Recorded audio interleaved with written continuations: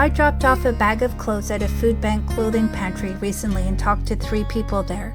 The first woman works at an automotive manufacturing place.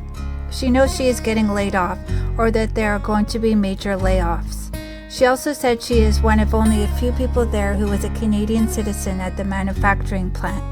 She had a pretty nice coat on. She said she tried living out west, but came back east. One of these moves was related to caring for a family member. I can't remember which one. The other woman said she owns a house, but is worried as she keeps on losing weight and can't afford the new clothes. She didn't know any politics and thought Trump was the head of the Conservatives in Canada. I explained a little bit about what the party stood for. She became very animated when I touched upon how Conservatives were more leave people alone kind of thing. She liked the idea of being left alone. She regretted taking something one time. She says she always smells a weird smell now. She thought the lockdown was ludicrous. She was very kind. She said when she's done with her clothes, she donates them right back to this place. She said she likes yoga. She didn't think Canada was the same at all anymore, and she remembers with sadness how Canada used to be. She said she was born in 1968.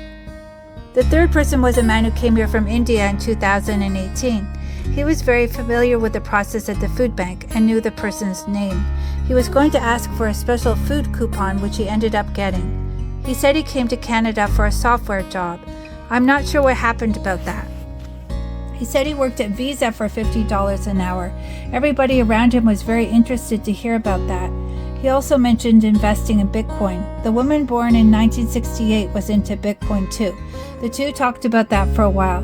Then he said there is no business here in Canada, something about looking to the US for business. I said something about creating our own business. The 1968 woman backed me up about that.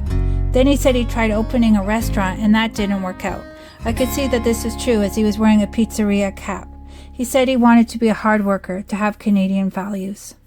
There were other people there who were coming out with handfuls of Eddie Bauer coats, toys, bags of food. From their body language, I just felt they were not of the same character as these 3 people I talked to. Just certain things that I observed. Plus some of that crowd butted in line. And this time I could see also that there was a complicated situation going on with some people returning to their car to warm up, which caused them to forfeit their spot.